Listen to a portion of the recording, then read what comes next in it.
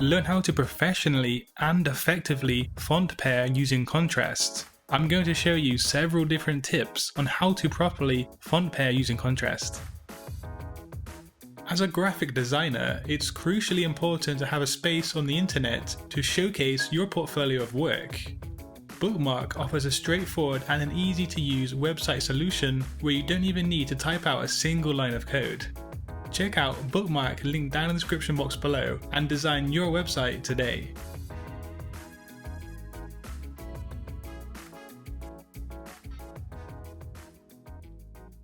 So the first way on how to use contrast for your graphic designs in an effective manner is to mix up serif and sans serif fonts. This is one of the quickest and one of the easiest ways to add some contrast to your typography, and also a quick way to font pair lines of text in a visually appealing manner. Now we want to be using contrast in our typography so we can achieve a much more appealing and a much more attractive design. By using typefaces and design elements that are clearly very different from each other, we simply make more eye-catching designs.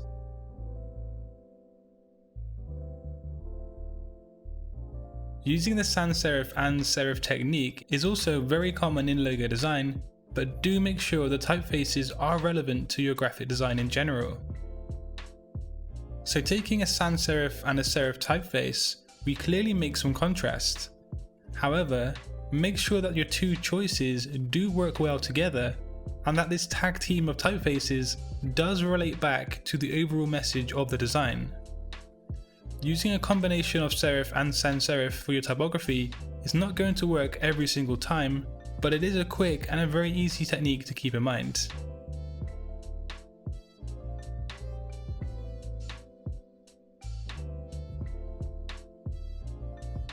The second way to achieve successful contrast in your typography is to stick to one font family.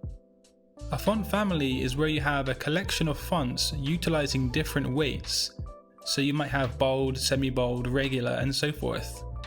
The design on screen now has utilized only one font family, and that is Aileron.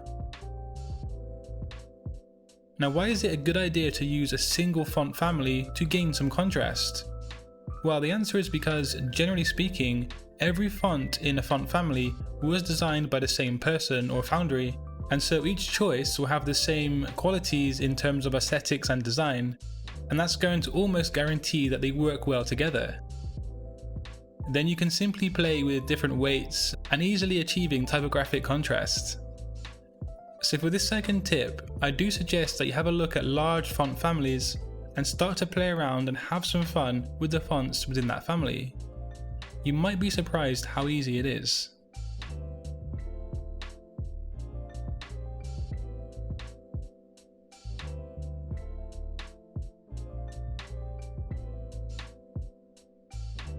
The third tip on using efficient contrast in typography is one that I only started using quite late in my design career, but now it's one of my favourite techniques, and that is to adjust kerning and tracking on your typography. So for one line of text, you can open up the tracking and then have the next line of typography utilising a more tightly packed together tracking.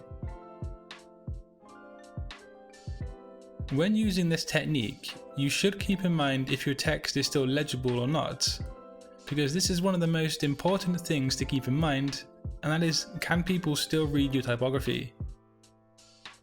Also, you can utilize a very subtle adjustment.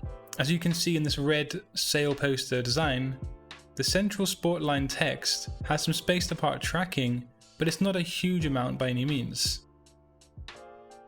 So do go back into your designs and see where you can experiment with tracking and kerning to get some nice contrasting typography results.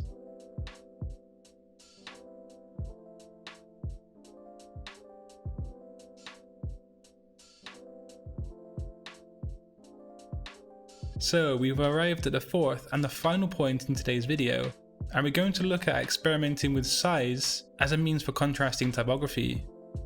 Also, don't forget to subscribe to my channel if you want to see more graphic design content and boost your awareness as a graphic designer. But using size contrast is one of the easiest methods when implementing contrast for your typography. But again, do make sure that the viewer can read your typography as you don't want to make the text too small, unless you're purely doing it for aesthetics. You can also use size in typography to make certain areas of your text more obvious and also noticed first by your viewers. This is essentially applying hierarchy on your graphic designs. So to quickly recap on the 4 main ways that you can use contrasts for your typography: experiment with sans serif and serif fonts, think about using just one font family, also take a look into adjusting kerning and tracking, and then finally, size does matter. Do you want to become the best graphic designer that you can possibly be? Hi, I'm Tom Satori, and I've got over a decade of hands-on experience in the graphic design industry, as well as owning a YouTube channel with 175,000 plus subscribers totally dedicated to graphic design. Now if you want to boost your skills and your awareness as a graphic designer, head over to my subscription-based website for exclusive content, one-on-one help, vector and PST downloads, and so much more. Design your future today with Satori. So there is today's video on how to use contrast when pairing fonts together.